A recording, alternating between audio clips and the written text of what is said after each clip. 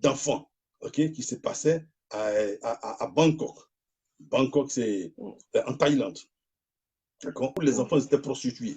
Les petits garçons étaient prostitués. Au moins, les familles prostituaient les enfants. Voilà, avec 100 francs, d'accord, vous pouvez donner votre petit garçon aux Européens qui y allaient pendant toute la nuit. 100 francs seulement pour avoir de quoi à manger. Donc, lorsque ce cercle de pédophilie a été attaqué, il fallait déplacer maintenant le centre de cette pédophilie de la Thaïlande sur l'Afrique. Le transfert total de toute cette structure-là sur maintenant l'Afrique. Et c'est pourquoi dans beaucoup de pays africains, ils imposent maintenant au gouvernement d'imposer, ok, comme Macron l'a imposé en France à partir de 14 ans, il faut imposer ça maintenant à l'Afrique.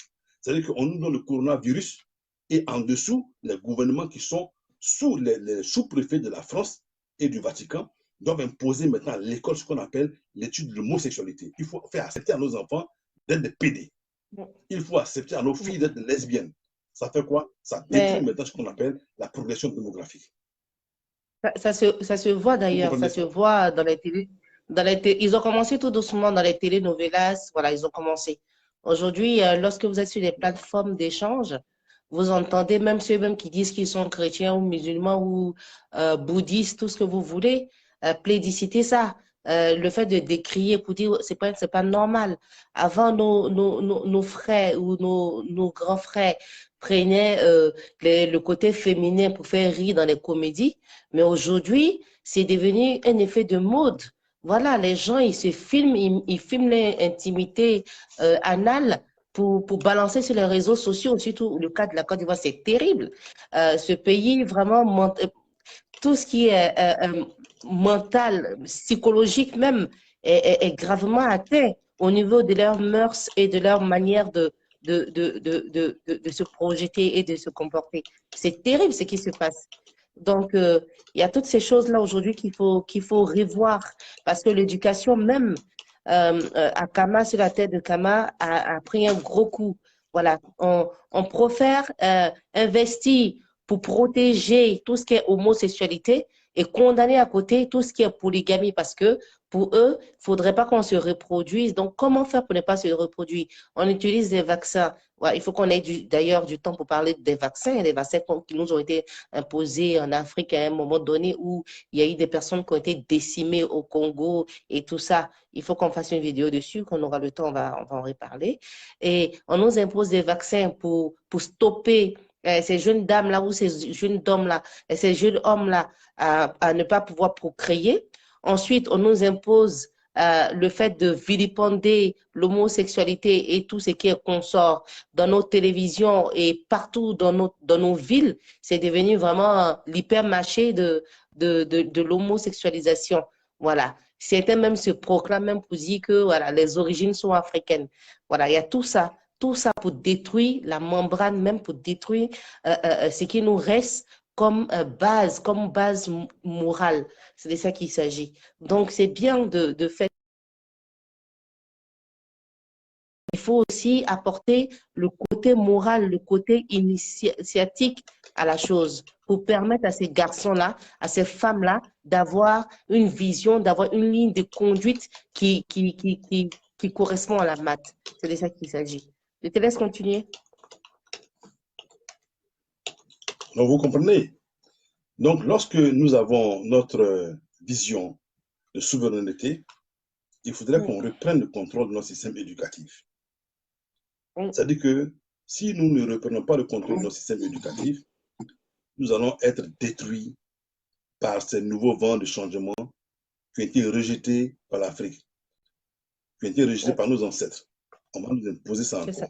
Vous voyez, c'est ce qu'on appelle les deux objectifs de l'art de la guerre. Le premier objectif de l'art de la guerre, d'accord, c'est l'orientation des forces militaires. Le Vatican a imposé, à partir du mercredi 8 janvier 1454, la traite négrière et l'esclavage à Kama, à l'Afrique, sur la base qu'on n'avait pas d'armes. On envoie donc les forces militaires prendre, tuer les parents, isoler les familles et voler ceux qui ne pouvaient pas se défendre, aller les vendre en esclavage. Vous comprenez? Jusqu'à ce qu'on assiste à une accalmie autour des années 1800. 1800, à partir de là, ils se rendent compte que les Africains commencent à se réveiller, il faut faire attention. Donc, à partir de 1870, avec ce qu'on appelle la conférence de Berlin, il faudrait maintenant casser maintenant ce qu'on appelle la tour de Babel. Kama et la tour de Babel, avec la même langue bantou qu'on parlait partout, il fallait casser ça maintenant, se diviser ça pour changer les langues. Voilà d'où ça vient que toutes les personnes, à Babel, les personnes avaient des langues uniques et puis après on a cassé pour que chacun se disperse, parler des langues différentes. Il s'agit de Kama, il s'agit de l'Afrique. Vous comprenez? Donc à partir de là, les Européens décident maintenant de prendre militairement des zones, départager Kama en plusieurs sections et imposer leur langue individuelle pour nous séparer, pour ne plus qu'il y ait de lien entre nous de façon culturelle et linguistique. Voilà pourquoi une cohésion linguistique.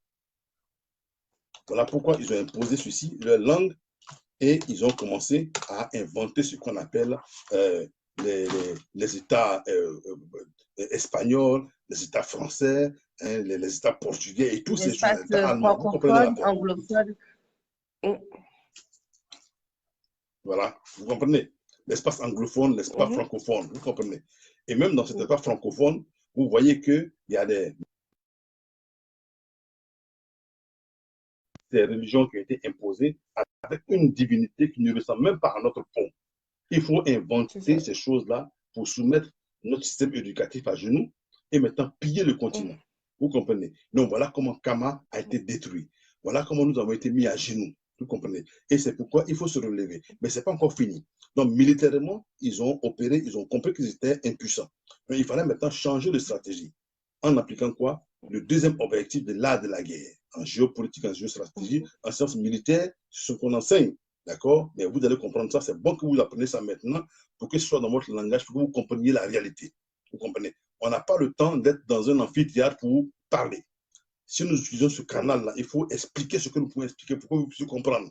Nous sommes en danger. Il faudrait que nous réagissons avec l'ouverture d'esprit. Il faut qu'on allume notre cerveau pour réagir ensemble et partager ces connaissances pour qu'on soit solide. C'est là le but. Le deuxième objectif de la guerre que vous devez remarquer, l'orientation du terrain. Orientation du terrain, c'est où maintenant on n'envoie plus les bateaux d'esclaves chercher les enfants de Kama pour les envoyer en Europe, aux États-Unis. On implante maintenant des bases paramilitaires.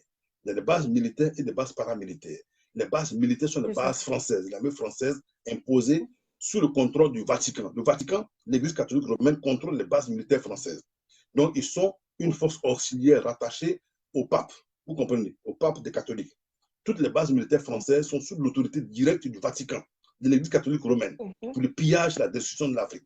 Ça répond toujours à ce qu'on appelle la bulle Pontifex Romanus, qui a imposé l'esclavage et la traite négrière à l'Afrique depuis le 8 janvier 1454.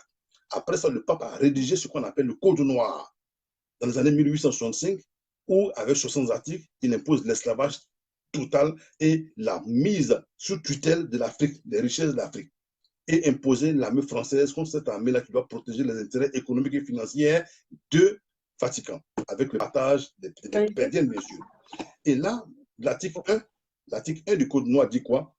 Les Hébreux qui vivent là, sur cette terre qu'on appelle Kama, ces Hébreux-là doivent être instruits et baptisés à la notion de l'Église romaine apostolique romaine. C'est-à-dire qu'ils doivent toujours baptiser dans la foi catholique romaine.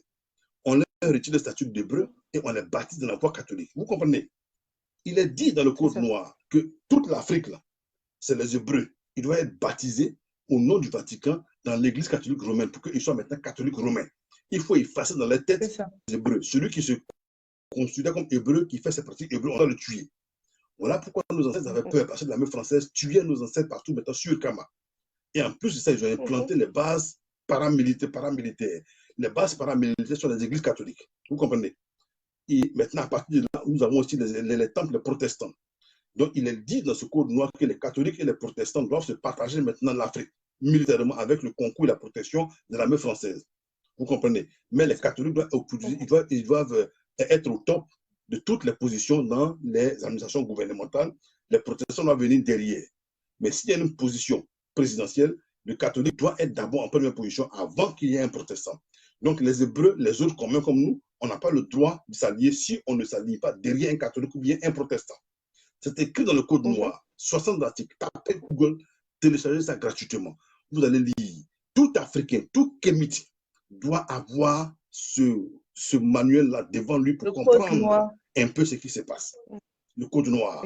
Vous comprenez? Et c'est le Vatican qui a rédigé ça contre l'Afrique. Mais tu n'as même pas besoin même d'insister parce que si vous prenez la guerre au Rwanda, c'est qui a la main dedans? C'est encore l'Église catholique qui a participé avec ces différentes armées-là. Si vous prenez, oui, il n'y a pas que ce qu'on appelle, Rwanda. S'il te plaît, au Rwanda, nous avons ce qu'on appelle la radio Mille Collines. La radio Mille Collines était une radio qui était officialisée et contrôlée par l'Église catholique romaine. Donc, c'est la radio Mille Collines, les catholiques qui poussaient les Tutsis et les Hutus à s'entretuer. Vous comprenez? Le Vatican a autorisé que les catholiques noirs, voilà, vous comprenez? Et c'est la même gare. Et si nous prenons même en Côte d'Ivoire, sur le Guillaume, il a dit sur son reportage pourquoi je suis devenu rebelle. Voilà, il était d'abord au catéchisme. Non, il a fini ça, il était déjà au séminaire pour être prêtre. Donc, il était en train d'être prêtre. Lorsque, voilà, il fallait changer de condition. Il a dit lui-même qu'on lui a enseigné là-bas d'être orthodoxe, seulement, voilà, prendre des positions pour défendre les valeurs. Et voilà pourquoi il est devenu rebelle. Il dit bien, je suis catholique, fier d'être catholique, et je suis devenu rebelle. Les massacres des populations en Côte d'Ivoire, ça répond à quoi? Toujours l'Église catholique le protège. Voilà pourquoi il est protégé. Vous comprenez? Et c'est ce qui se passe. C'est écrit dans le Code noir. Pour détruire un gouvernement ou bien un pays, il faut activer tous les membres qui sont dans les églises. Donc, c'est l'église qui contrôle la politique. Quand un président de la République veut sortir de cette église pour dire non, restez dans votre histoire d'église, vous dites que vous êtes la politique, restez dans ce que vous faites, nous, on va faire notre politique. En ce moment, on se rend compte qu'en fait, la religion là, catholique, là, c'est le siège même de la politique internationale. Vous comprenez? Oui, c'est le siège, mais on te taxe n'importe quoi. C'est quoi? C'est tellement flagrant parce que tout est sous nos yeux, c'est nous qui cherchons loin.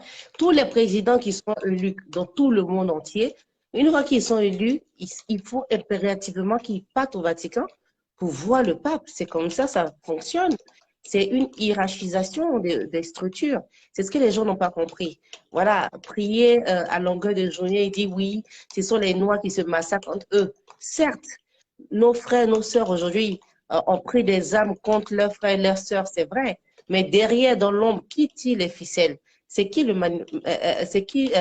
qui tire les ficelles des marionnettes? Bah, c'est ça la bonne question qu'il faut se poser.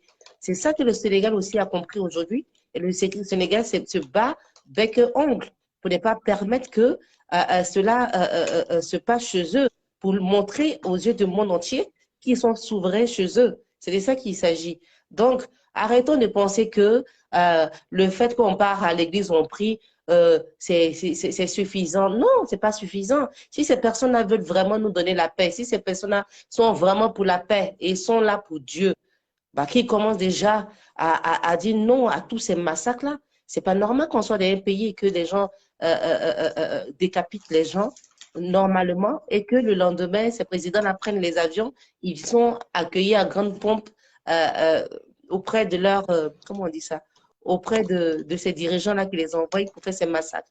Donc, c'est ça. Regardez toujours au travers des choses. Ne vous limitez pas à ce que vous voyez là tout de suite. Regardez un peu plus loin. Ça va aider pour l'ouverture d'esprit et ça va aider pour la lecture des choses. Je te laisse continuer. Vous comprenez? Alors donc, lorsque nous voyons ce système qui nous a été imposé par ce qu'on appelle l'orientation des forces, on n'a plus besoin maintenant de capturer nos parents et les envoyer voilà, quelque part sur une terre lointaine. Nous sommes dans un zoo humain, on en a parlé la semaine passée. L'Afrique est un zoo humain. Un zoo humain qui est contrôlé par le Vatican, qui se cache derrière la France, qui est la Franc-Afrique. Donc les banques du Vatican contrôlent tout le terrorisme qui s'abat sur l'Afrique. Le franc CFA est contrôlé depuis la Banque du Vatican. Et ce qui est un peu désolant, c'est que l'image de ce petit blanc là qu'on appelle Jésus-Christ là, c'est l'image de César Borgia, qui est le fils du pape Borgia. Voilà. D'accord? Un homosexuel en plus. Il est homosexuel en plus. Vous comprenez? Il était l'amant du peintre, voilà, qu'on appelle. Comment il s'appelle encore? Leonardo da Vinci. Oui, Da Vinci. Il s'appelle Leonardo da Vinci. Leonardo da Vinci était homosexuel et son amant était le fils du pape Borgia, qui s'appelait César Borgia. Donc César Borgia avait pour copine l'homme qui s'appelait Leonardo da Vinci, le grand peintre. D'accord? Et c'est lui qui a peint Léonard da Vinci en Jésus-Christ blanc. Donc, l'image de Jésus-Christ blanc que vous avez dans vos maisons aujourd'hui, ce que vous mettez sur vos profils Facebook, vous mettez comme avatar, c'est l'image de César Borgia, qui était un homosexuel, qui est le fils du pape Borgia. Vous comprenez? Et il avait pour amant le peintre Leonardo da Vinci. Voilà pourquoi ils font la promotion de l'homosexualité. Vous comprenez? Ils ne vous ont pas dit la vérité. Parce qu'ils l'ont toujours pratiqué. Ils l'ont toujours pratiqué. Aujourd'hui, tout est dévoilé. On a l'air du président, tout est dévoilé. Donc, ils se disent, bon, comme tout est dévoilé, on officialise tout. Voilà. Vous voyez les présidents, même le président canadien qui se déplace pour venir au Sénégal pour demander au président sénégalais de permettre que l'homosexualité soit validée. Hein? Donc, il y a tout ça. Le gars, il a le temps de s'élever de chez lui au Canada pour venir faire la promotion de cela. Donc, le nouveau monde, d'après eux, nouvel ordre mondial, voilà, il devrait pas, selon eux, il ne doit pas avoir de filles ni de garçons. Un enfant à 5 ans, ici en Europe, il n'y a pas longtemps, ils ont été au tribunal, un enfant de 5 ans, il s'est fait appeler Lily à l'école. Il dit que lui, il s'est sans femme. Voilà, il est né, il s'est sans femme. Donc, vous, en tant que parent, c'est quoi votre rôle? C'est quoi votre rôle éducationnel?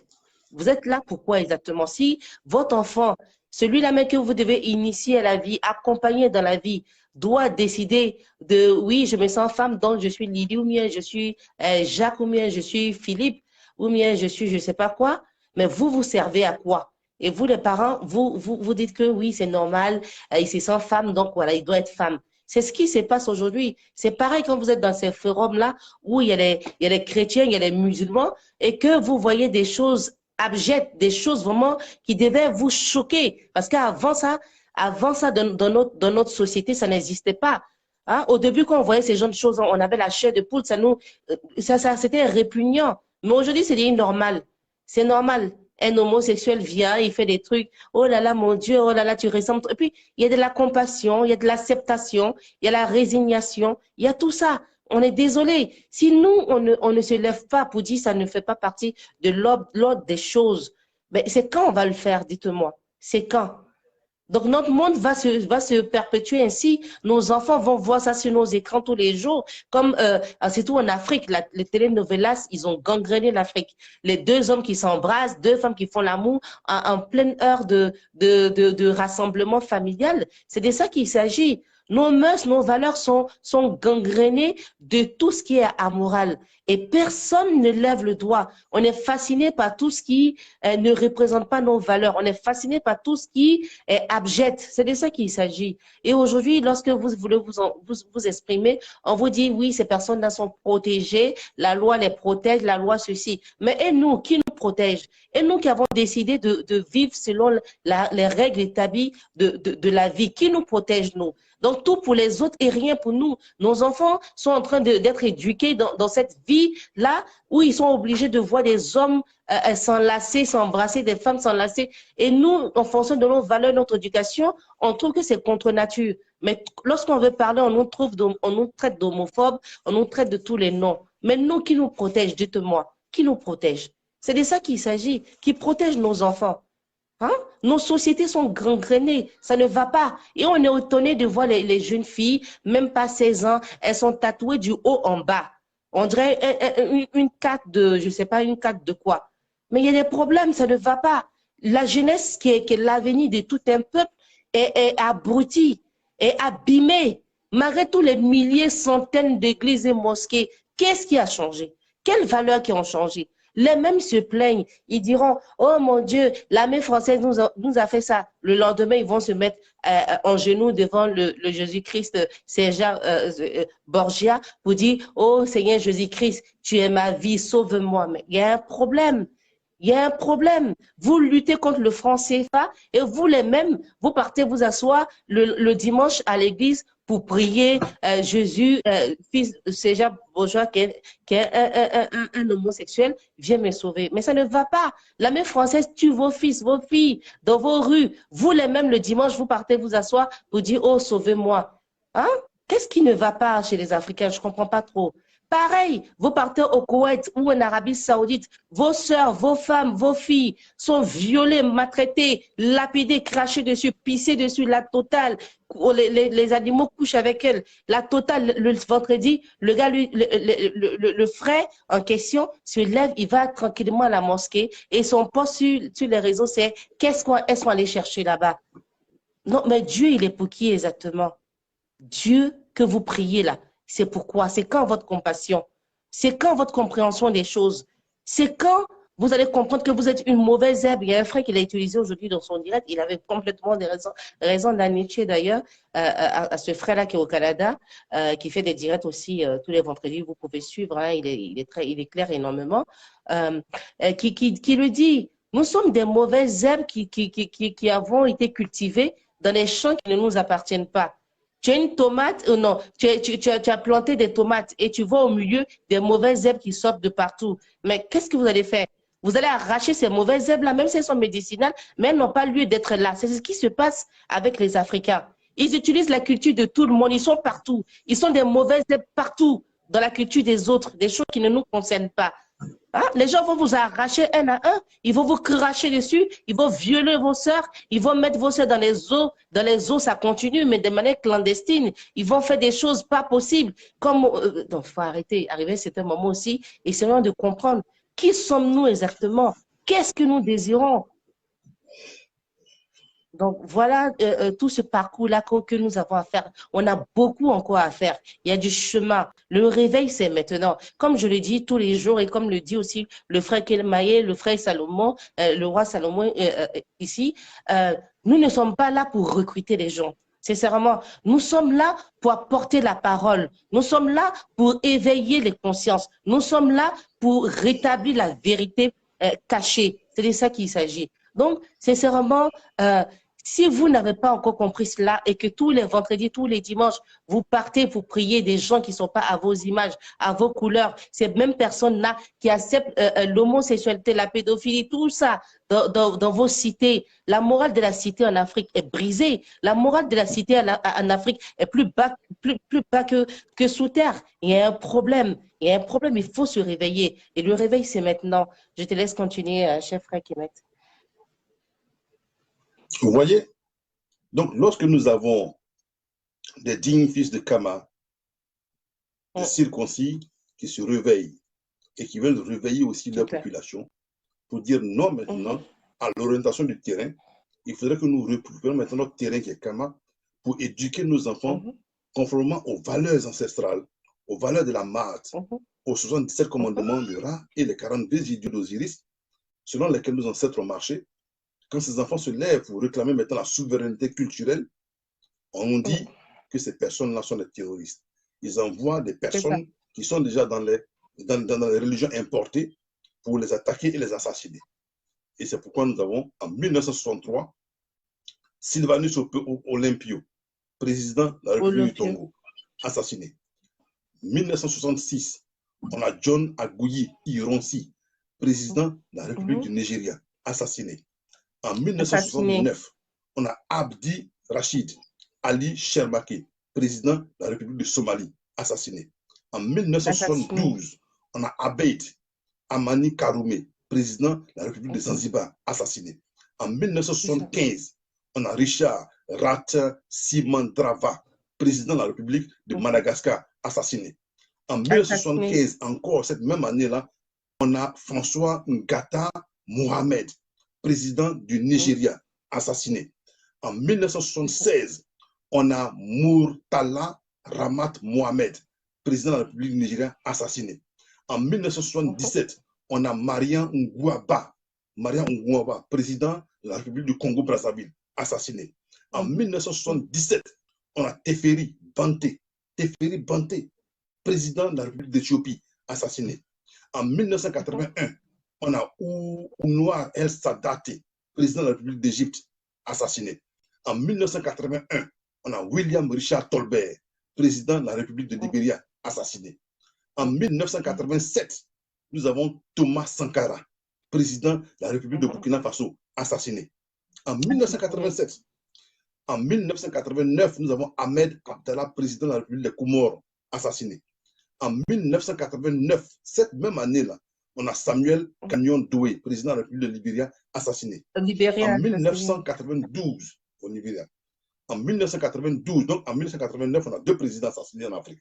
On a d'abord Ahmed Abdallah, président de la République des Comores, assassiné. Et maintenant, on a Samuel Doué, président du Libéria, assassiné. En 1989. En 1980, en 1992, nous avons Mohamed Boudiaf, président de la République d'Algérie, assassiné.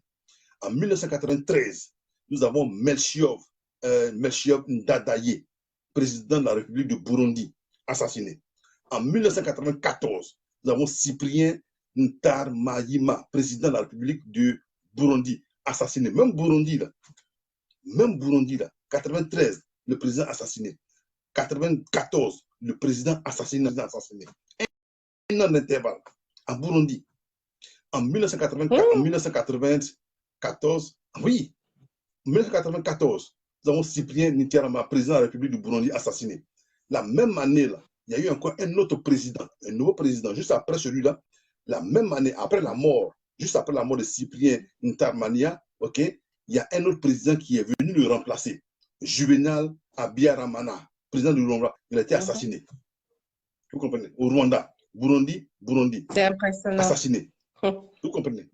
Impressionnant. En 1989, nous avons Ibrahim Baré.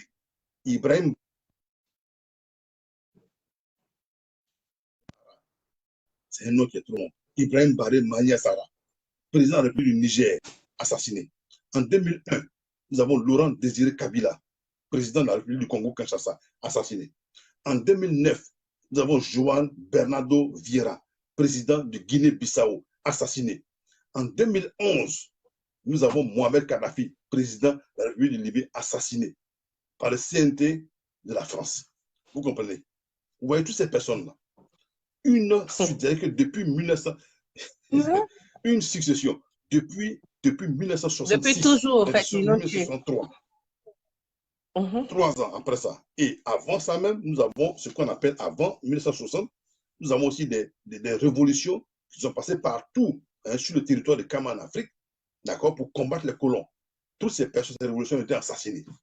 On reviendra sur les noms un peu plus tard dans un autre direct, voilà, pour centraliser maintenant dans chaque pays comment les choses se sont passées. Mais ça, c'est lamentable.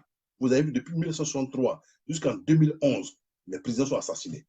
Laissez-moi vous partager ici les visages pour qu'on puisse vraiment, voilà, voir de qui il s'agit. Voici ces présidents. Vous voyez? Toutes ces personnes. Toutes ces personnes. Depuis 1963. Mais c'est fait exprès. C'est fait exprès. Donc, je vais les citer. Pour mettre la peur. Pour nous mettre la peur pour se révolter. C'est fou quand même. Assassinés. Assassinés. Sur l'ordre de qui? Sur l'ordre du Vatican qui contrôle la France-Afrique. Parce que les puits de pétrole étaient découverts, le magasinage, l'uranium, il fallait donc attaquer ces personnes-là pour leur arracher tout. On rend rebelles des personnes et ensuite, maintenant, pour les rendre silencieux, il faut les assassiner. Toutes ces personnes ont été tuées. On leur donne des armes, allez, soyez forts, vous êtes les circoncis, parce que c'est un circoncis seulement qui peut ouvrir la porte. Mais parmi toutes ces personnes-là, il y en a qui étaient intègres. On a Thomas Sankara. Il y en a qui étaient intègres. Qui ont dit non, il faut se lever. Et Thomas Sankara ici, il a eu le malheur de s'appeler Sankara parce que le nom est connecté directement à l'Égypte antique, donc à Kama. Donc la première pyramide a été construite par Imhotep.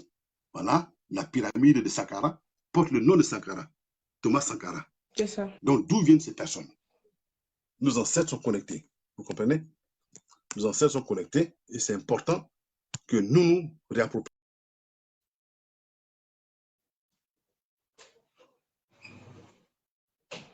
Tu es là? Je t'ai perdu là. C'est impressionnant. Purée. Je t'ai perdu. Voilà de quoi il s'agit. Donc, voilà. Ces gens intègres, ces gens qui sont passés, comme on va dire, dans nos bois sacrés. Je l'ai perdu. Bon, je vais couper et puis le récupérer parce que là, c'est compliqué. Frère Kemet, essaie de te reconnecter, s'il te plaît. Essaie de te reconnecter, je t'ai perdu. Voilà. Donc, voilà. Donc, pour être intègre, il ne suffit pas juste de rentrer à l'hôpital, mais de faire ses affaires vite fait et puis c'est fini. C'est toute une ligne de conduite on a dévalorisée, on a laissé tomber aujourd'hui. Voilà pourquoi nos sociétés subissent tout ce qu'elles subissent aujourd'hui. Voilà. Vous prenez des hommes qui ont la force, le courage de faire du mal à des gens de leur même, du même clan, à des gens qui sont qu'ils sont censés protéger au nom du clan. Et ces personnes-là, lorsqu'ils ne sont pas bien édifiés, lorsqu'ils ne sont pas bien initiés, bah, ça donne tout ce qu'on a aujourd'hui sur nos territoires. Voilà. Des gens qui sont de l'autre côté de la barrière, qui ne sont pas avec nous. Voilà. On va beau dire ce qu'on veut, on va beau faire comme on veut. On a vraiment besoin de rétablir l'ordre tel qu'elle était à l'origine pour nous permettre de pouvoir marcher dans une société pure et simple, à l'image de la maths.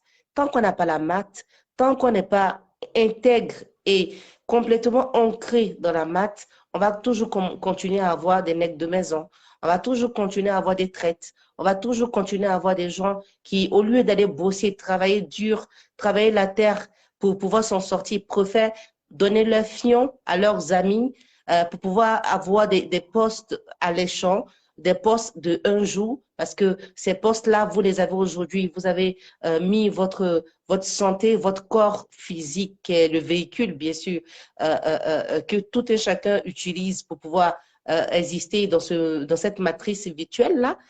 Vous la mettez à rude preuve, voilà, en la donnant facilement, parce que c'est ça, vous affaiblissez votre âme en donnant votre intimité comme ça d'homme, votre vigueur d'homme, vous la tuez complètement en pratiquant ces pratiques-là, juste pour des miettes, quoi. Et ça dure combien de temps? Ça dure 5 ans, 6 ans. Après, vous avez une très, très mauvaise maladie et malheureusement, voilà, vous finissez mal. Et vous allez accuser les pauvres parents au village, les pauvres sorciers, alors que c'est vous-même qui avez sacrifié votre vie, votre bas et votre cas. C'est de ça qu'il s'agit. Frère Kemaye, si tu es là, essaie de te reconnecter. Donc aujourd'hui, nous avons besoin de rétablir ces valeurs-là, ces valeurs qui sont vraiment primordiales pour nous, pour que Kemet puisse être restauré. Voilà, voilà de quoi il s'agit. Donc aujourd'hui, sincèrement, nous faisons cette vidéo pour vous parler de ces grands hommes, de ces grandes femmes qui ont suivi la maths à la lettre, qui ont réussi à nous donner une civilisation, une éducation digne de ce nom. Aujourd'hui, nous avons perdu toutes ces valeurs. Voilà, il est là. Voici, je suis connectée dessus.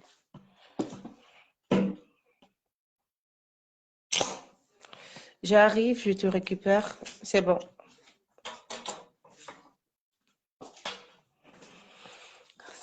Je t'ai récupéré. J'espère que ça va le faire. Tu m'entends? Super, c'est bon. C'est pas Minou. Tripotep, tripotep, Tripotep. Ah oui, Tripotep. vous voyez. La vérité est très dérangeante et je comprends. Voilà. Éveiller nos frères, nos sœurs n'est pas une messe à faire. C'est pas facile, hein. C'est pas une histoire de, voilà.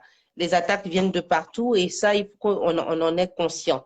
On en est conscient et la reine aux sept, notre déesse mère et comment on va dire ça, le cachet, ils sont toujours avec nous, ils nous protègent et ils nous donnent toujours leur onction afin qu'on puisse éveiller les consciences de tout Kemet. Je t'en prie, je te donne la parole. Donc, vous comprenez, je viens de vous présenter tout à l'heure les présidents, plus de 22 présidents qui ont été officiellement assassinés par la Franc-Afrique, qui est contrôlée par le Vatican. Donc, vous comprenez aussi, pour comprendre comment le Vatican opère, après avoir recruté Adolf Hitler, voilà, par les deux premiers papes, Pie V et Pie autres, qui ont recruté Adolf Hitler pour être le chef des forces nazies, qui étaient tous des fidèles catholiques. Tous les prêtres et évêques catholiques étaient ceux-là qui formaient ce qu'on appelle la Gestapo, la service des terroristes, voilà, qui sévait la désolation, voilà, en Europe. Donc, c'était des prêtres catholiques qui portaient l'uniforme noir, voilà, des SS, le ministère de l'Intérieur, le plus dangereux de la force nazie. Sous l'ordre du pape, il devait être seulement que des prêtres catholiques. Donc, après ça, nous avons vu comment, après la Deuxième Guerre mondiale, les crimes qui ont été passés là, donc il devait avoir un coup à Nuremberg, en Allemagne même, pour que ces gens soient jugés.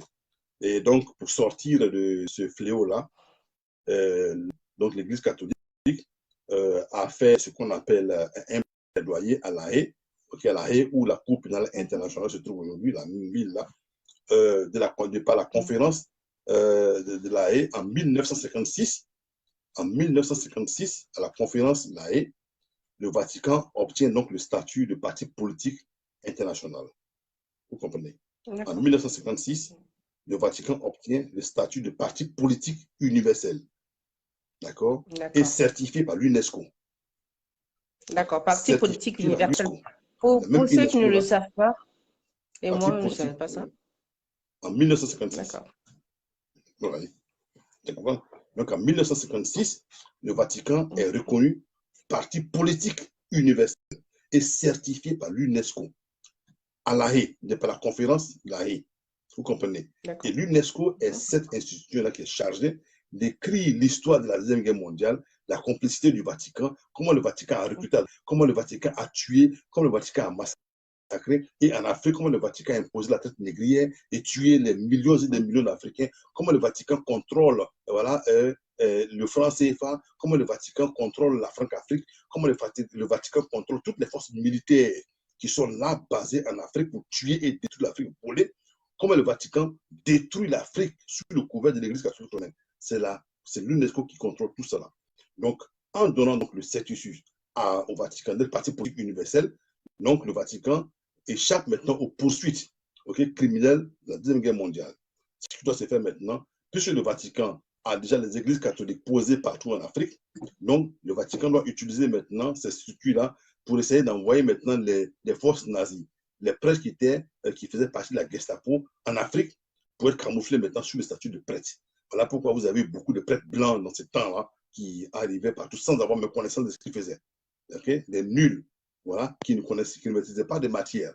C'était juste là parce qu'ils voulaient se cacher. C'était les gens de la Gestapo que le Vatican cachait en Afrique sous le couvert des prêtres catholiques. Donc, nos frères catholiques noirs qui sont prêtres savent ces choses-là. Donc, ils protégeaient ces choses-là parce qu'en retour, ils pouvaient être une force qui pouvait contrebalancer le pouvoir politique de chaque pays. Vous comprenez? C'est pourquoi le Vatican a un statut de parti politique universel depuis 1956. Donc, le Vatican, maintenant, est une institution. Donc, quand vous entrez dans les églises catholiques, vous entrez dans un État politique qui est rattaché au Vatican. Vous comprenez? Et c'est pourquoi eux, maintenant, ils veulent contrôler les présidents de la République, de chaque État, démocratiquement élu par le peuple. Ils doivent contrôler maintenant ces présidents pour aller se prosterner devant le Vatican pour être sodomisés. Le président qui refuse, on lui flanque une guerre civile en prenant des catholiques comme des chefs rebelles, comme Guillaume Soro, en Côte d'Ivoire, pour le maquiller et le mettre dans une rébellion en entraînant maintenant sa région sous des idées farfelues d'être musulman ou bien d'être du nord de la Côte d'Ivoire. Voilà comment les choses se passent. Il faudrait que vous compreniez ces choses-là. Et c'est pourquoi tout est écrit dans le Code noir. C'est toujours pareil. Hein. C'est toujours pareil. Soit c'est les guerres ethniques ou c'est les guerres religieuses. Ils utilisent toujours les mêmes stratégies. C'est pour ça que je dis l'histoire est têtue. Les Noirs, ils refusent de regarder en arrière. Lorsqu'on parle de leur histoire, ils te disent, mais tu veux déterrer quoi? Tu veux activer la haine. Mais ça n'a rien à voir avec activer la haine. C'est à voir avec connaître votre histoire pour éviter de tomber dans les mêmes pièges. Si on ne parle pas de ce qui s'est passé avant, mais comment vous voulez réussir votre présent et votre futur? C'est de ça qu'il s'agit. Et lorsqu'on en parle, les gens, ils ont le toupet de vous dire que vous voulez activer la haine. Mais on souhaite activer quelle haine exactement? Voilà. Vous voyez ici, j'ai une belle image qui dit, j'ai une belle image qui explique cela. Regardez, hein, le bon nègre, comme tout le Vatican et tous ces prêtres-là adorent. Regardez-le, se prosterner, hein, comme ça, coucher limite par terre pour embrasser. Ça, c'est plus jamais à voir ça en Afrique. Ça, il faut stopper ça. Ces jeunes personnes qui se comportent comme ça, on doit normalement les foutre au cachot. C'est pas normal. Regardez ce qui se passe. Comment vous voulez vous dresser contre ce genre de choses? Vous voyez? J'ai vu, mon cher. Et là, il faut comprendre, il faut comprendre que voilà, la Cour pénale internationale répond directement à ce traité-là, répond euh, au tribunal qui a eu lieu, au procès qui a eu lieu en 2001 à Durban, donc l'Afrique du Sud là-bas, concernant le racisme. D'accord? Donc il y a eu une conférence sur le racisme à Durban où la loi mémorielle Taubira a été votée, qui reconnaît en mars 2001, 23 mars 2001, la loi mémorielle Taubira reconnaît pour crime contre l'humanité la traite négrière et l'esclavage qui ont commencé au XIVe siècle, au XVe siècle, jusqu'à maintenant. Et c'est retombé jusqu'à maintenant. Donc le Vatican donc, est taxé de crimes contre l'humanité pour toutes les destructions en Afrique, tous les pillages économiques, pour destruction de la vie humaine, l'esclavage et tout ce qu'il y a jusqu'à aujourd'hui. Avoir imposé les bases militaires françaises, protéger les femmes avec le noir, et tous ces trucs-là a été reconnu coupable de crimes contre l'humanité avec complicité en groupe commun. Vous comprenez, en 2001. Et c'est pourquoi, en 2005 déjà, le prêtre, comment il s'appelle là, le pape Benoît XVI, a été, lui déjà, inducté à la Cour pénale internationale, près du tribunal des églises et des religions à la Cour pénale internationale. Il a été chargé, reconnu coupable de crimes contre l'humanité pour pédophilie, avec 2 de ses collègues. Mais les prêtres ont protégé ces sujets.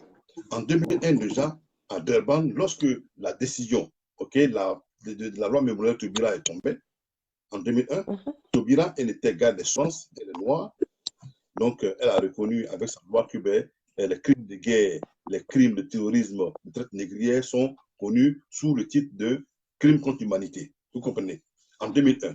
Donc, à la fin donc, de ce colloque-là, contre toute attente, le Vatican a donc dit aux prêtres et évêques africains que le prochain pape après Benoît XVI serait un Africain noir.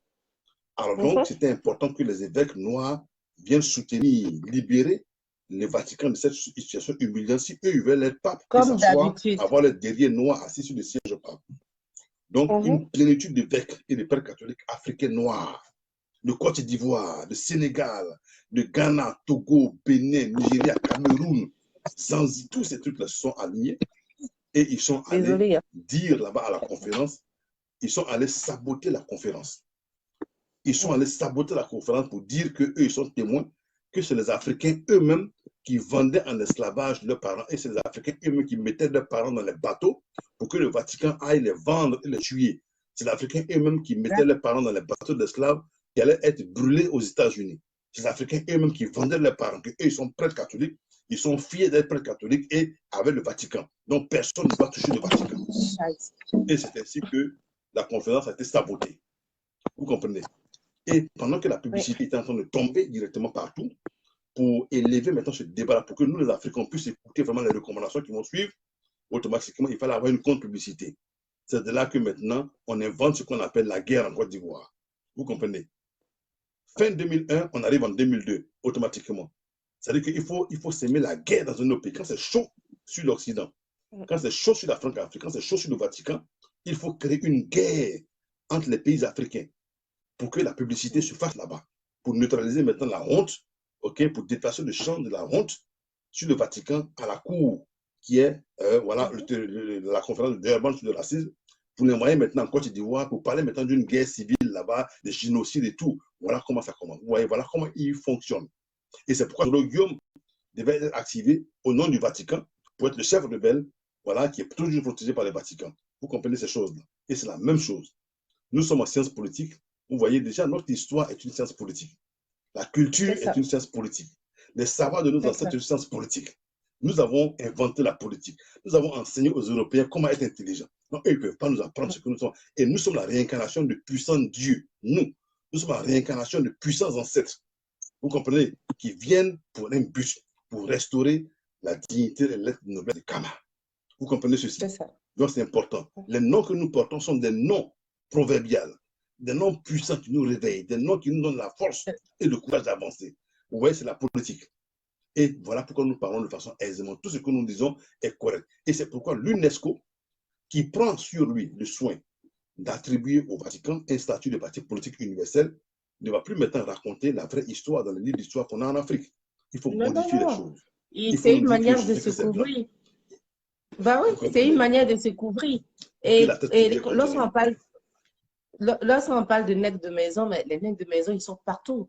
C'est pour ça on est là à dire. Et tout ça, c'est pas connu, hein. Tout ça, c'est caché. C'est des choses qu'ils font entre eux. Voilà, le peuple, la nation, les Kémètes même n'est même pas au courant que d'autres personnes ou un groupuscule de personnes, mais c'est pareil pour diviser nos nations, pour diviser le continent même de Kémet. C'est pareil, ils se sont ramassés entre eux, ils sont allés s'asseoir comme un gâteau qu'ils vont prendre pendant le dessert. Ils ont divisé, ça c'est pour toi, ça c'est pour toi. Et puis après, ils sont venus nous soumettre ça. C'est la même chose. Il s'agit de notre histoire. Hein? La loi Taubira concernant Kemet.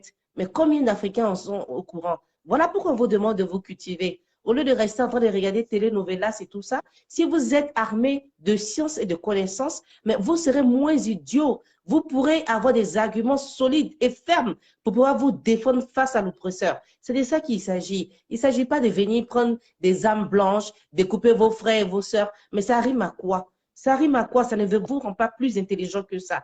C'est de ça qu'il s'agit. Donc aujourd'hui, nous sommes tous appelés, que nous soyons femmes, sœurs, petites sœurs, grands frères, grands-pères, tout le monde, nous sommes appelés à apprendre notre histoire, à connaître notre histoire pour pouvoir le relater demain à nos petits frères, nos petits-enfants, ainsi de suite. Parce que ce combat, il est parti pour durer sur des générations.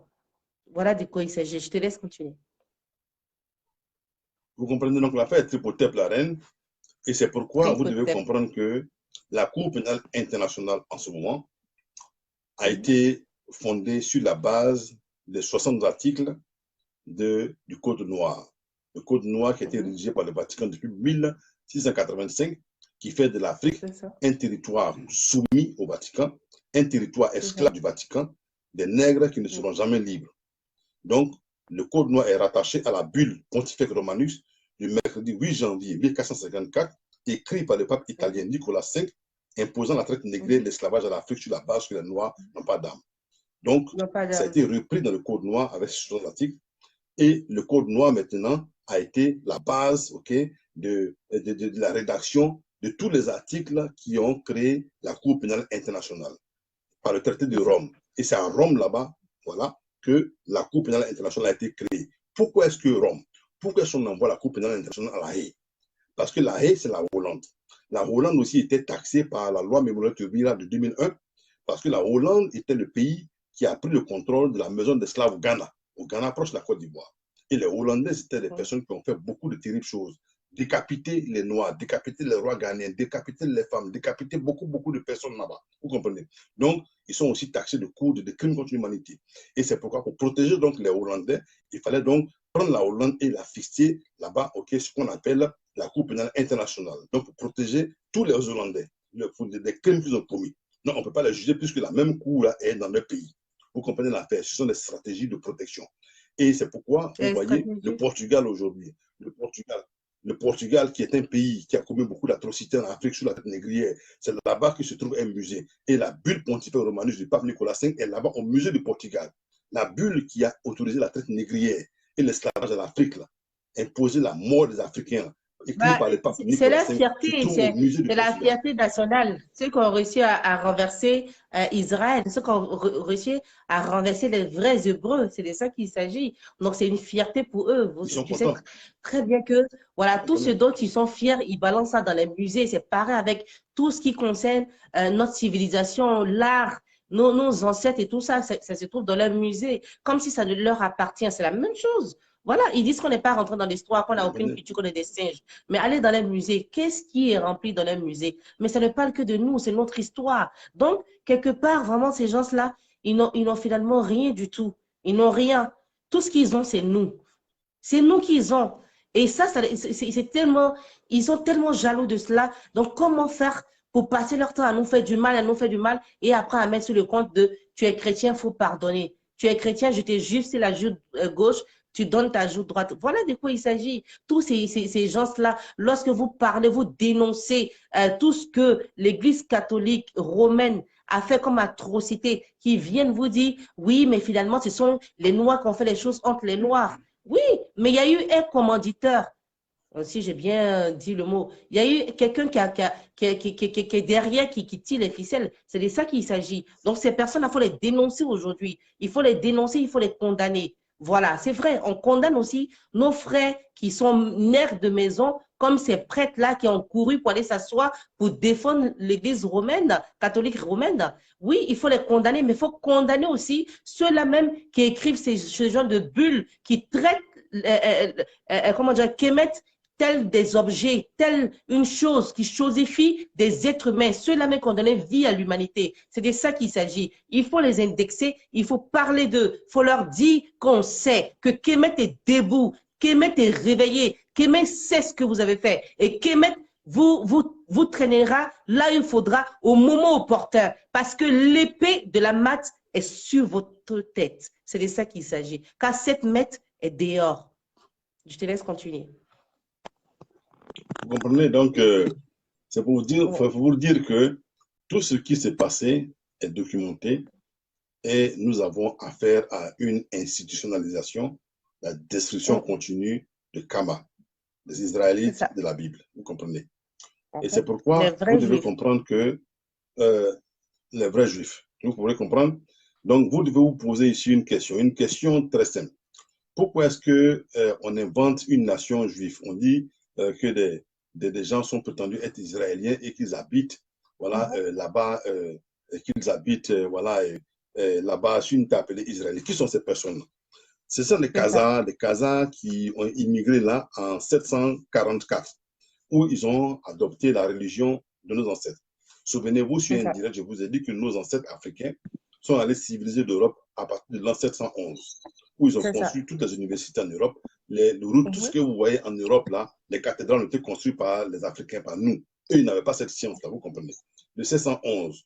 Donc, en 744, ceux qui se prétendent être israéliens, qui sont les Khazars, donc les Mongoliens qui ont appris l'histoire et la culture des Africains kémites. Donc, ils se sont appropriés ça aujourd'hui, avec notre identité. D'accord? Sinon, c'est les Mongoliens, les Khazars ou les Ashkénazis. Vous comprenez? Et vous pouvez vous documenter sur toute leur histoire avec le livre qu'on appelle la 13e tribu. D'accord? La 13e tribu. Tapez 13e tribu, vous allez voir le nom de Afle Koisler, celui qui a écrit ça, vous avez lu, et ça porte beaucoup de froid dans le dos. Vous comprenez? J'ai une version ici en PDF. Et je vais mettre cette version en PDF à la fin du direct sur les commentaires pour que vous puissiez vous approprier de ce livre-là gratuitement et le télécharger et vous allez vous documenter là-dessus, vous comprenez.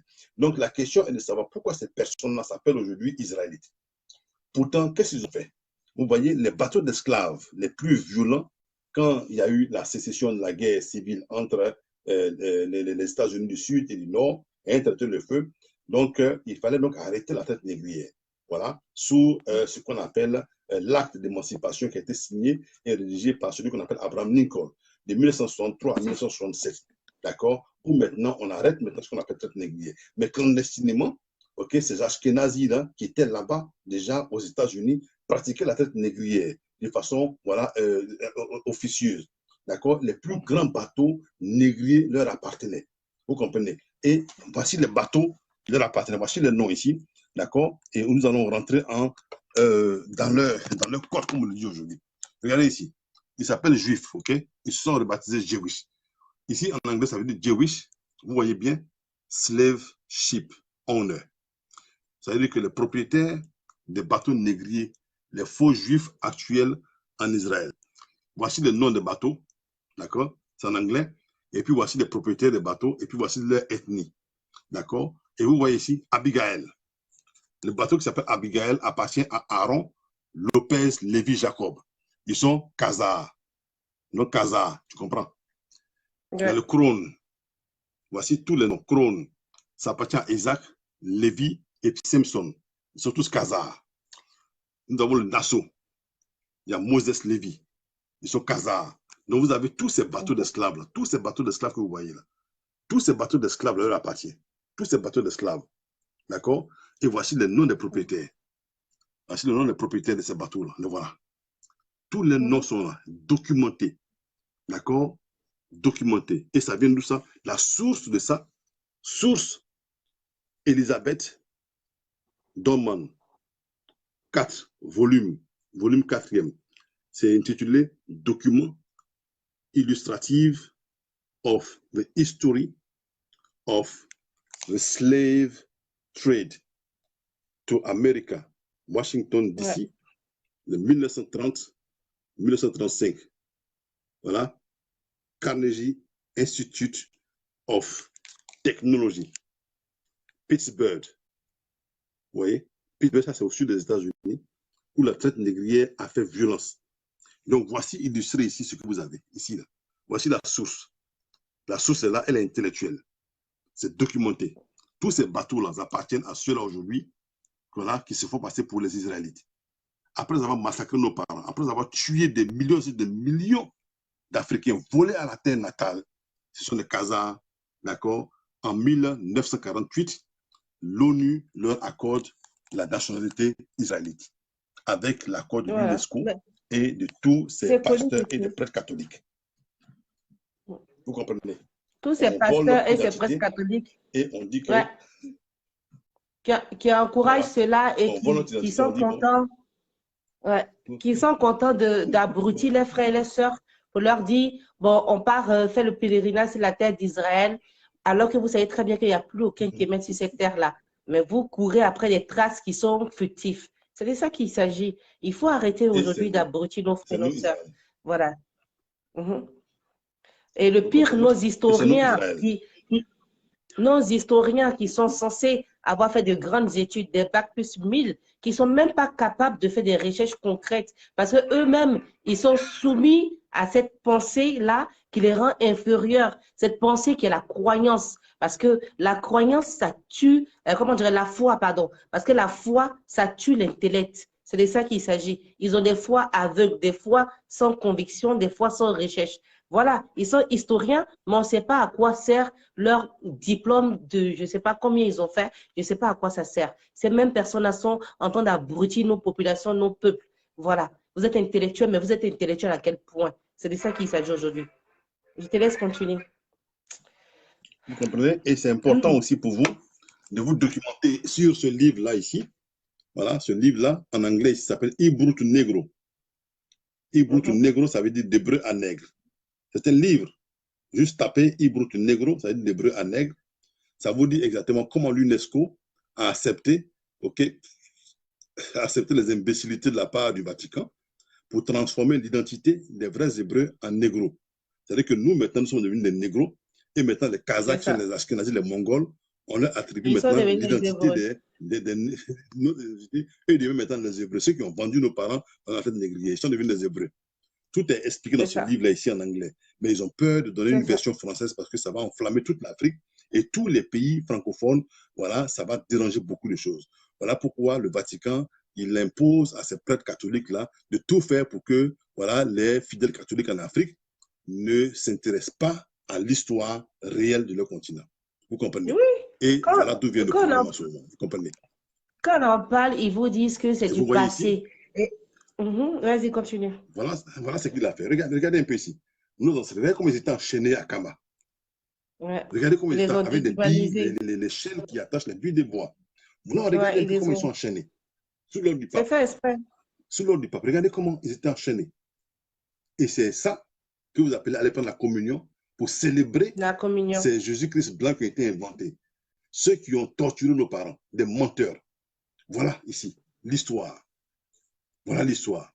Vous comprenez? Et ici, on change maintenant notre langue kamite, hébreu, avec un alphabet selon leur civilisation, pour nous endormir l'esprit. Vous comprenez?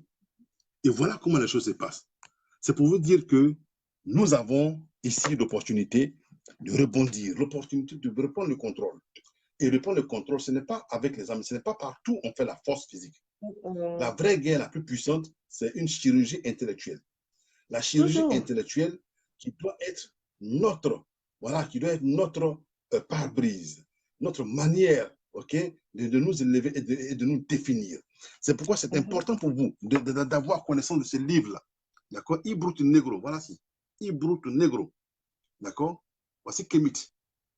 Le statut d'hébreu à statut de nègre. Il faut vous approprier ce livre. Et vous allez comprendre beaucoup de choses. D'accord?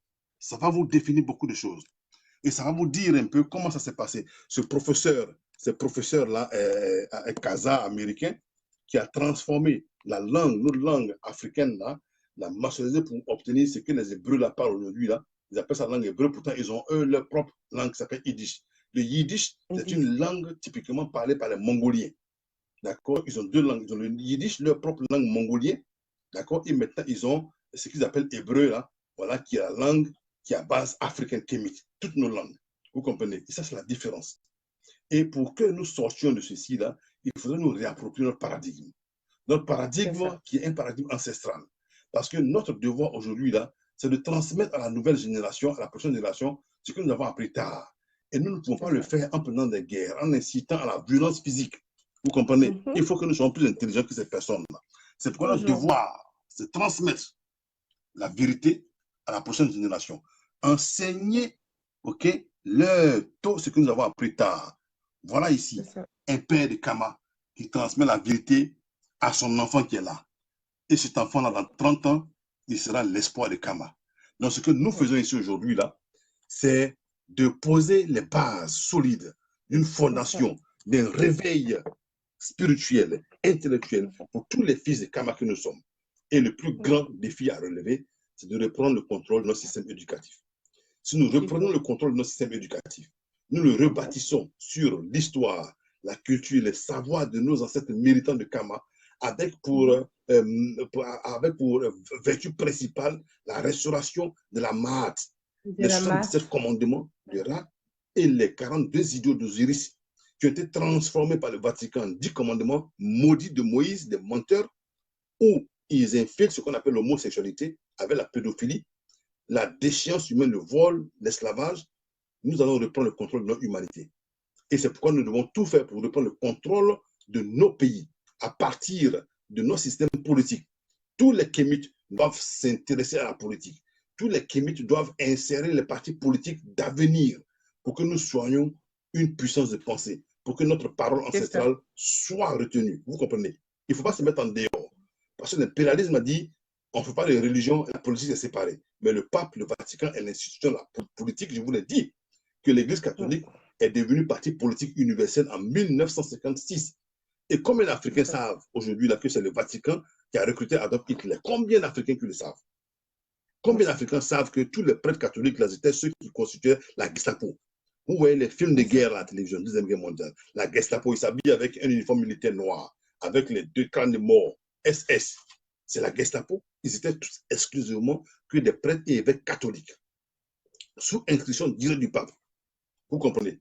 En 1945, en janvier 1945, vers la fin de la Deuxième Guerre mondiale, où le Vatican était encerclé, le pape Pie V a dit aux Français, comment ils s'appellent, ces gens-là, De Gaulle et ces gens américains, là, qui ne veulent pas voir les Noirs, les sales nègres mettre les pieds au Vatican, dans l'enceinte même du Vatican. Sinon, il ne va pas se rendre. Sinon, il ne demandera pas à Adolf Hitler de baisser les armes. Si les Européens et les Américains veulent que Adolf Hitler dépose des armes, donc il faut accepter ce que le pape dit. Le pape a dit qu'il ne veut pas voir les sales nègres, c'est-à-dire que les tirailleurs sénégalais, c'est-à-dire que les Africains qui sont en combat sous le titre de tirailleurs sénégalais, les Antillais, les Martiniquais, les Jamaïcains, tous ces Noirs-là qui formaient le gros des troupes noires qui sont allées libérer l'Europe, il ne veut pas voir les sales cultes de Noirs au Vatican. Sinon, il ne demanderait pas à Adolf Hitler de déposer les armes. Donc, les Européens ont dit, bon, les Noirs restaient en dehors du Vatican, restaient en dehors, voilà, très très loin même de la cour là, de Rome, en dehors de Rome, pour que Adolf Hitler puisse baisser les armes. Sinon, le pape l'a dit. Et c'est ainsi qu'ils ont empêché les Noirs d'entrer à Rome pour célébrer la victoire. C'était les Noirs qui avaient capturé toutes les zones militaires appartenant à Mussolini et appartenant à Adolf Hitler. Vous comprenez? Voilà ce que le pape a dit. Et voilà comment l'UNESCO transforme cette histoire pour nous amadouer. Aujourd'hui, c'est vous qui allez vous procéder devant des choses qui sont des mensonges. Pourtant, au Vatican, toujours, le pape célèbre la Vierge Mère Noire, la déesse Marthe. Elles sont toujours célébrées au Vatican. Et comment se fait-il qu'en Afrique, on nous donne une image blanche? Pourtant, jusqu'à présent, c'est la Vierge Noire qui est célébrée là-bas. Le fils du circoncis. Quand on parle de circoncis, on parle du premier circoncis. Osiris est toujours célébré là-bas avec sa maman qui est Marthe. Vous comprenez? Et c'est là le problème. Un problème qui remonte vraiment à une trace très, très, très importante parce que nous devons savoir beaucoup de choses. Aujourd'hui, on nous parle un peu de ce qu'on appelle voilà, et des personnes étaient brûlées vivantes, voilà, en Afrique. Mais c'est qui Pape Pi? Voilà Pape Pi ici. Celui-là, ce pape que vous voyez là, hein, il s'appelle Pape Pi, Pi Sec. C'est celui-là qui a imposé que soit brûlé vivant les Kémites. Il a imposé que soit brûlé vivant les Noirs. Lui-même, il s'est vanté publiquement d'avoir brûlé plus de 100 chrétiens, 100 Noirs. Ils appellent les chrétiens. 100 Africains. Il a brûlé vivant 100 Africains. Lui. Et il a donné que ce soit instauré partout pendant la traite négrière. C'est pourquoi les Européens, pendant la traite négrière en Afrique, ils pendaient les Noirs. Vous voyez? Ils les pendaient. Voici des enfants kémites qui sont, voilà, qui sont circoncis. On les pendait juste comme ça. Regardez ici, ici, ils sont là, tranquillement, en train de les pendre. Voilà. Toutes ces images ont été déposées devant Taubira. C'est à partir de là que la loi mémoriale terrible a été prise. Regardez tous ces gens-là. Les catholiques, avec des prêtres catholiques, en train de voir brûler un noir. Et là, c'est bon. C'est au nom de ces gens que vous prenez la communion le dimanche. Je vous salue, Marie, vient de Dieu, vient nous sauver. Voici son peuple. Le peuple qui ressemble au Jésus, qui s'appelle César Borgia, en fait, qui était un homosexuel, le fils d'un pape, qu'on appelle Jésus-Christ aujourd'hui, vénéré par tout le monde, un démon. Voilà, vos ancêtres qui sont brûlés vivants. Voilà d'où vient l'article 125, dont on parle en Côte d'Ivoire. Allumette 25 et pétrole 100 francs pour brûler les êtres vivants. Voilà d'où ça vient. Et c'est pour faire diversion que le tribunal, la Cour pénale internationale, a là-bas aujourd'hui le président Gbagbo Laurent et le ministre Abdoulaye Goudé pour répondre des crimes du pape. Parce que ceux même qui ont fait des crimes contre l'humanité, ceux même qui sont censés se retrouver dans ces endroits, n'iront jamais. La vérité de là, n'iront jamais. Juste parce que, voilà, en fonction des codes de couleur de peau, en fonction des codes d'où ils viennent, de leur origine. C'est de ça qu'il s'agit. Mais chez nous, c'est le contraire. Nous, on est prêts à se faire du mal, à prendre pétrole, à brûler les gens, à couper les têtes, au nom de Pierre, au nom de Jacques, au nom de ma religion, au nom de mon ethnie. Voilà de quoi il s'agit. Mais eux, ils vont toujours se protéger contre nous. C'est ça qu'on n'a pas compris. Lorsqu'on dit aux gens que nous sommes en guerre, c'est une guerre psychologique, une guerre mentale, avant qu'elle devienne physique. C'est ça que les gens n'ont pas compris. Et ils se cachent derrière les Jésus-Christ blancs, César Borgia et les Marie blanches, une humaine. C'est de ça qu'il s'agit, des fictions. Vous allez partir sous les traces, vous ne trouverez rien. On peut vous inventer tout ce qu'on veut, vous poser toutes les calebasses, tout ce que vous voulez, mais il n'y aura rien parce qu'ils n'ont pas existé. C'est des gens futifs, des gens qui ont été inventés, voilà, pour vous faire croire des choses qui n'existent pas, pour vous amener vers le faux, tout simplement, pour briser votre matrice. Je te laisse continuer. Vous voyez? Donc, c'est important que nous récupérions ce qui nous appartient. Et ce qui nous appartient, c'est la conscience. Vous comprenez? Pour détruire une civilisation, il faut détruire sa jeunesse. Il faut détruire sa jeunesse, il faut détruire ses filles, il faut détruire ses petits garçons. Vous comprenez? Et tout ce que nous avons aujourd'hui compris, c'est que la jeunesse, là, au départ, vous avez vu, dans les années 1800-1900, le pape avait instauré aux États-Unis que les petits-enfants soient jetés vivants au crocodile. OK? Voilà qu'on appelait les appâts pour capturer les alligators. Ils mettaient une corde autour des reins des petits-enfants, les pépicaninis. On les jetait dans l'eau et l'alligator venait manger l'enfant, dévorer l'enfant. Et maintenant, les chasseurs blancs, là, ils pouvaient tirer maintenant l'alligator hors de l'eau et puis maintenant abattre l'alligator. C'est avec les enfants nègres qui le faisaient pour diminuer, voilà, le taux de circoncis. Parce que plus ils sont circoncis, ils deviennent une puissance, une électricité qui gère. Parce qu'on leur enseigne la maths. Déjà aux États-Unis, nos ancêtres continuent à enseigner la maths à nos enfants qui sont partis d'avant l'esclavage. D'accord? On prend des princes sur Kama et on les envoie en esclavage. Et ce peuple ashkénazi, kazakh, qui se fait passer aujourd'hui pour les Israélites, là, nous, notre identité, hébreu, ça veut dire ébaré. Ébaré, ça veut dire que l'âme qui est associée, ceux qui portent ça en Kama, voici. Là. Et c'est ça là qui met sur un Jean Moïse blanc pour lui dire que c'est lui qui est hébreu avec ses rayures. Voilà comment ils ont volé notre identité culturelle. Hébreu, ce n'est pas une nationalité, c'est une identité culturelle. D'accord? Ceux qui s'habillent comme ça, ceux qui célèbrent la fête de génération, voilà, ceux qui célèbrent la fête de génération, ceux qui célèbrent la fête des Niam, ceux qui font toutes les fêtes, le poro, voilà, qui est une danse qui est au nord de la Côte d'Ivoire, ceux qui célèbrent ce qu'on appelle les masses, les échassiers, voilà, qui sont un peuple Yakuba, c'est dans la ville, la région d'où vient la déesse, notre reine Kémi, ceux qui célèbrent les masses, ceux qui célèbrent les fêtes de génération en pays Yakan, ceux qui célèbrent en pays Baoulé, ce qu'on appelle Adjanou, ceux qui célèbrent tout ce qui est Pakinou, ceux qui célèbrent là, au Cameroun, Zaïre, Congo, toutes ces nations-là, tous ceux qui célèbrent les fêtes traditionnelles, voici les fêtes traditionnelles qu'on appelle les fêtes israélites. Vous comprenez? Et c'est ce qui est important. D'accord? Alors donc, quand nous célébrons ces choses-là, nous voyons que nous avons du chemin à faire et que nous sommes importants. Mais le système éducatif qui est contrôlé par l'UNESCO sous l'impérialisme du Vatican ne peut jamais être levé si nous-mêmes, nous ne prenons pas les actions nécessaires pour le faire. C'est-à-dire que pour être libre, il faut sortir maintenant de cette considération de ce Dieu blanc qui a été inventé par le Vatican pour nous rendre stupides. Il s'appelle César Borgia. D'accord? C'est le fils du pape Borgia. Et lui, là, César Borgia, c'est un homosexuel. Vous comprenez? Il avait pour amant Léonard de Vinci, le peintre Léonard de Vinci. Et c'est tout. Donc, pour célébrer son anniversaire, le pape Borgia a dit, bon, aujourd'hui, mon fils, là, va être le Jésus-Christ pour tout le monde. Juste pour unir les Européens, comme un cri de guerre, pour pouvoir capturer encore tout le monde et nous imposer l'esclavage. Donc, quand on va se procéder devant le Jésus-Christ blanc, on se procède devant l'image de l'homosexuel César Borgia. Il n'est pas Jésus-Christ, il n'est pas saint, il n'est rien du tout. Il y a eu un seul Seigneur qui s'appelle Osiris. Je vous l'ai montré au début de cette vidéo. C'est lui qui a été mort, né, ressuscité et avec conception miraculeuse. Le premier est ressuscité. Après lui, là, il n'y a jamais eu un sauveur encore qui est venu sauver l'humanité, c'est tout. Et il nous a donné des règles. Ce qui va nous sauver, c'est la Maat. Il faut respecter les conditions de la Maat, les 77 commandements et les 42 idiots, qui ont été falsifiés encore par le Vatican en 10 commandements de Moïse. Parce que dedans, dans les commandements de la Maat, il est dit qu'aucun peuple ne doit aller soumettre un autre peuple en esclavage. Vous ne devez pas voler l'innocence d'un enfant. Vous ne devez pas soumettre un enfant à la pédophilie et à la homosexualité. Vous ne devez pas sodomiser un enfant. Vous ne devez pas violer des femmes. Vous ne devez pas traiter les filles comme des animaux. Vous ne pouvez pas prendre des animaux pour coucher avec des filles. Vous ne pouvez jamais faire ça. Donc, nous, on ne fait jamais ça. Mais c'est ce qu'ils font. Vous comprenez? Ils ont retiré ça et ils ont mis ça pour ce qui ressemble à leur culture, à leur identité culturelle, l'homosexualité. Les femmes qui couchent avec les chiens. Vous comprenez ça? Les hommes qui s'enculent entre eux-mêmes. Les femmes qui se lèchent entre elles-mêmes. Nous, on ne fait pas ça à Kama. C'est une malédiction. Et parce qu'ils ne peuvent plus maintenant brûler vivants tous les Noirs, ils déposent des bombes sur nous quand c'est chaud sur eux. Et ils sont protégés par la loi internationale. Et parce que maintenant, ils ne peuvent plus prendre les bateaux d'esclaves pour amener nos enfants en esclavage, ils insèrent maintenant dans le système éducatif l'homosexualité, la sexualité entre les enfants, enceinter les petites filles à 9 ans, c'est-à-dire que permettre aux enfants d'être drogués, permettre aux enfants d'être des enfants soldats, donner des machettes aux enfants, les droguer, et pour commettre des crimes. Qu'est-ce qu'on fait? On détruit la puissance démographique de l'Afrique, non du Kama. Donc, on a affaire maintenant à une jeunesse paresseuse, une jeunesse qui peut se concentrer mentalement.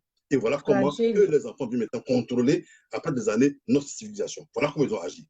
Il faut se réveiller, Kama. Allumez votre cervelle, allumez votre esprit pour qu'on soit une puissance de pensée pour reprendre le contrôle de notre système éducatif. Il faut combattre maintenant, le feu avec le feu. Ce n'est pas avec les armes de guerre physique, mais c'est avec notre détermination physique et psychologique pour qu'on puisse se réveiller. C'est nous qui devons faire la différence. Pas avec les armes de guerre, mais confronter ces personnes sur les mensonges afin de rétablir la vérité historique sur notre identité culturelle. Vous comprenez? La Chine l'a fait, pas avec les armes de guerre. La Chine a opéré une révolution culturelle en se réappropriant l'histoire, la culture, le savoir de leurs ancêtres. C'est après ça maintenant que leurs enfants étaient bien formés sur leur histoire culturelle. Ils savaient qui ils étaient, l'histoire de leurs ancêtres.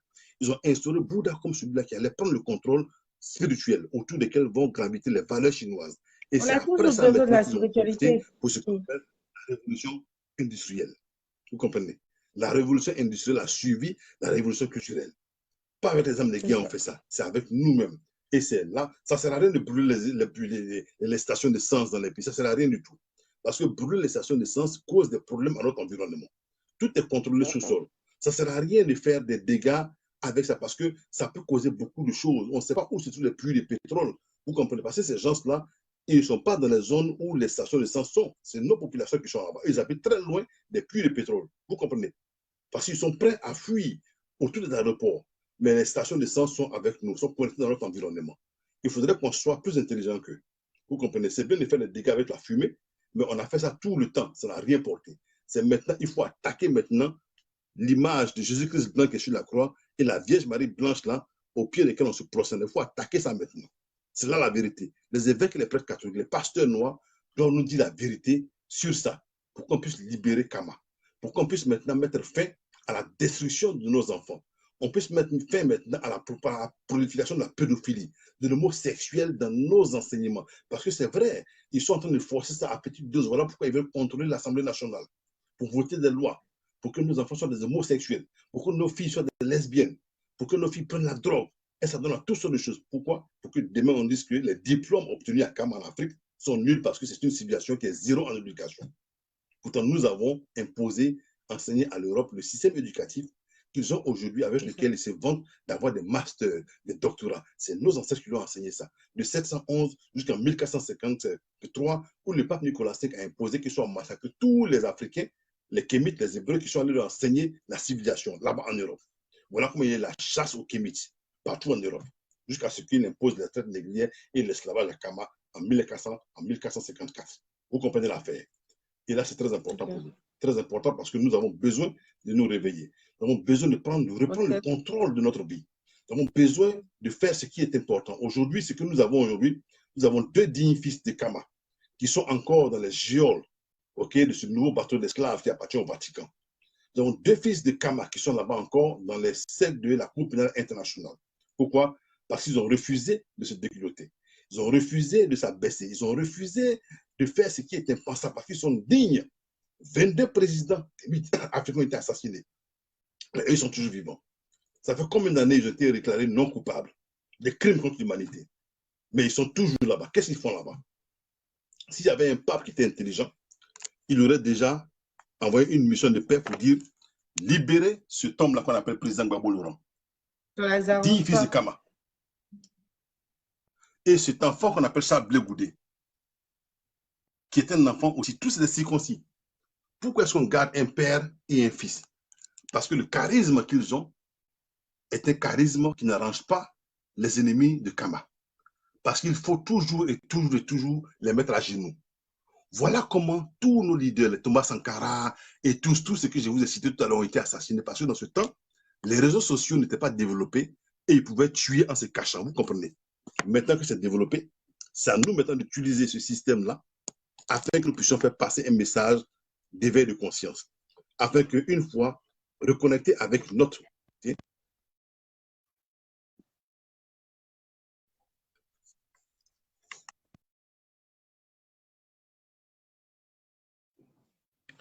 T'es bloqué. Le vrai Kemet est bloqué. Le vrai Kemet. Eh bien, dis donc. Bah, je vais te relancer.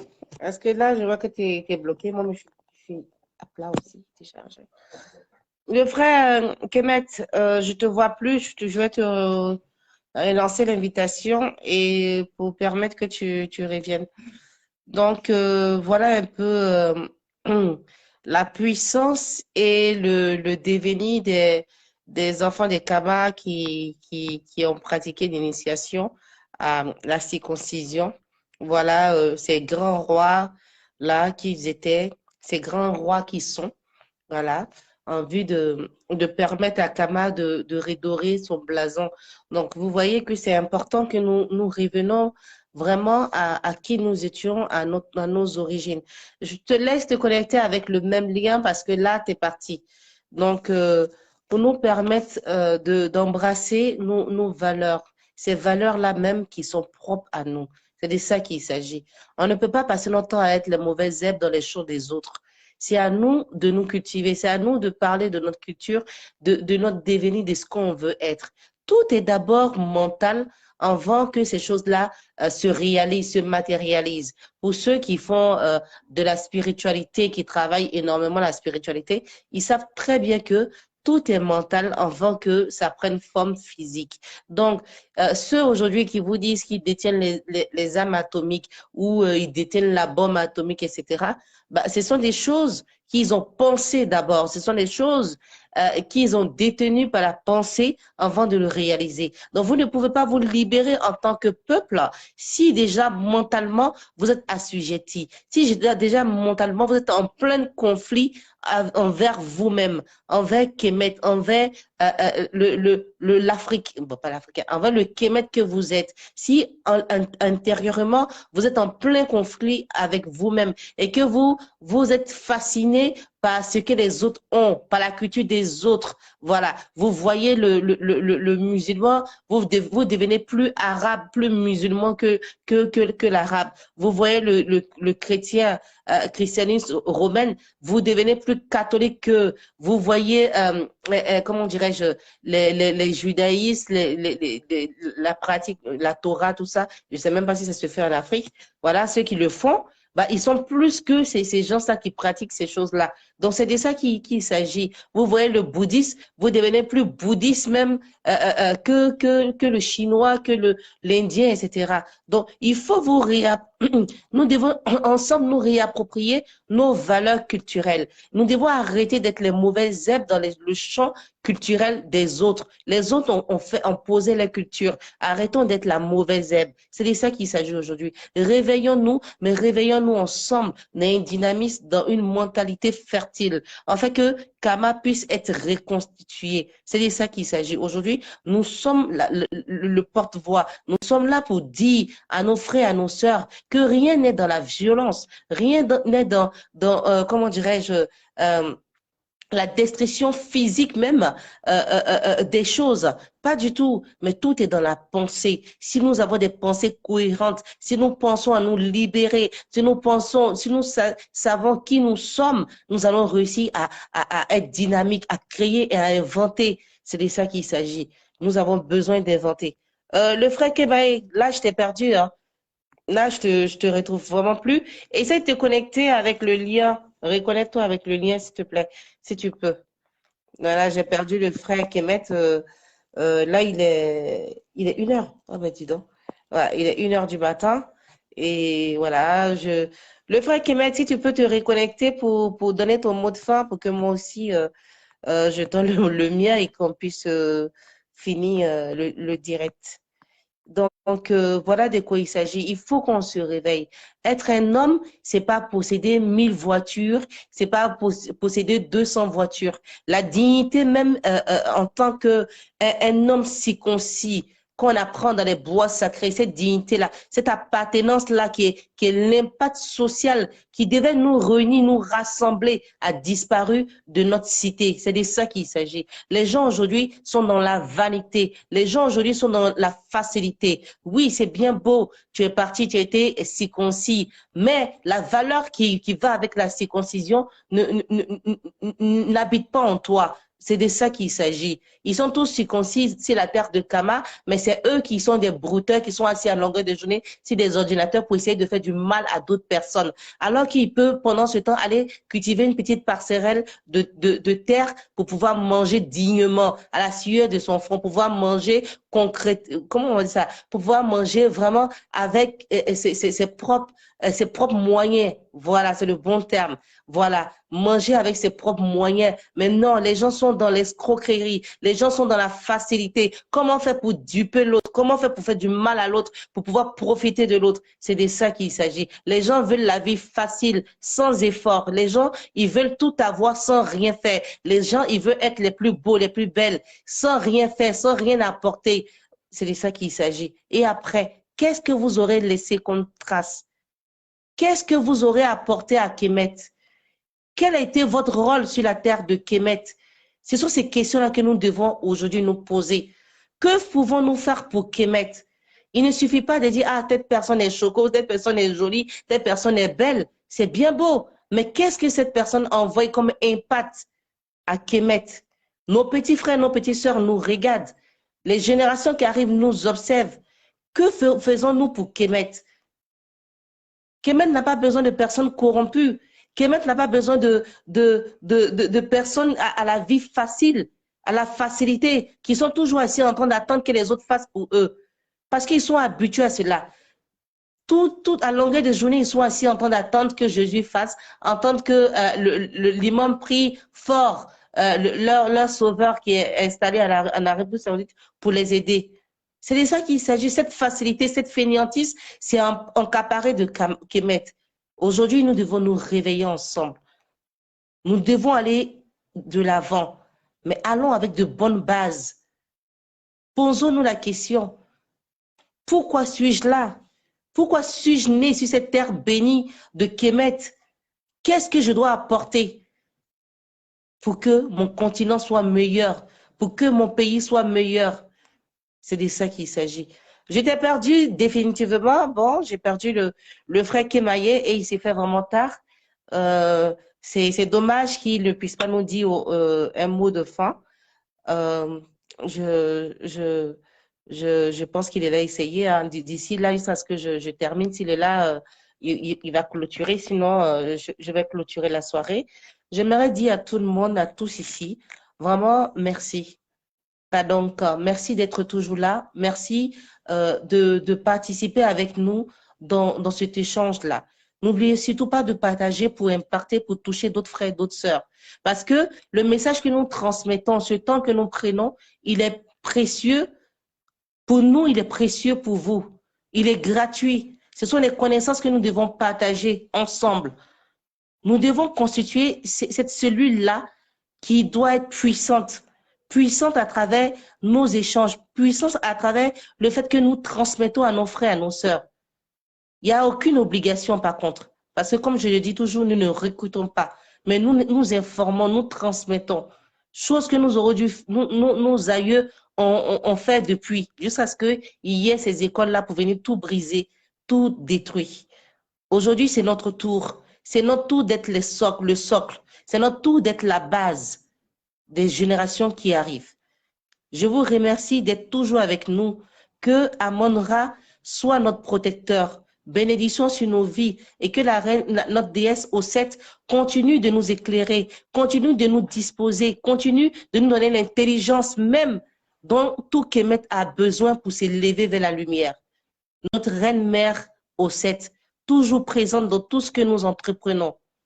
Celle-là même qui est fertile, qui a permis que l'humanité ne s'éteigne pas, mais que le soleil continue toujours à briller dans nos cœurs, sur nos vies et tout ce que nous entreprenons. Soyons fertiles, soyons prospères, soyons à l'image de nos dieux, soyons à l'image de... Il n'est pas là, je l'ai perdu. Soyons à l'image du dieu Koum avec cette puissance. Soyons à l'image du dieu Ra qui brille, qui nous donne cette fertilité-là. Soyons à l'image de nos dieux. Nous sommes des reines et des rois. Nous sommes forts. Nous sommes vigoureux.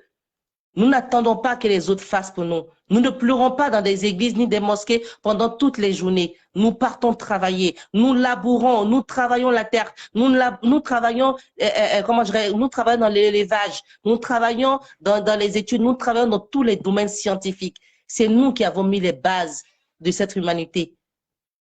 Nous pouvons encore réveiller tout ce qui est endormi en nous parce que ça se transmet à travers le sang de génération en génération. Si vous voyez le Père, vous m'avez vu. C'est de ça qu'il s'agit. Otep à nous, Otep à tous. Aniché, Matondo, je vous aime, Kadonk. À bientôt, bonne soirée. Et désolé au frère Kemaye, merci encore pour tout ce que tu fais pour nous. Je te dis à la semaine prochaine et on t'attend sur le mur pour continuer à nous édifier à travers tes images. Désolée, j'arrive pas à te récupérer. Bonne soirée à tous et à toutes. À bientôt.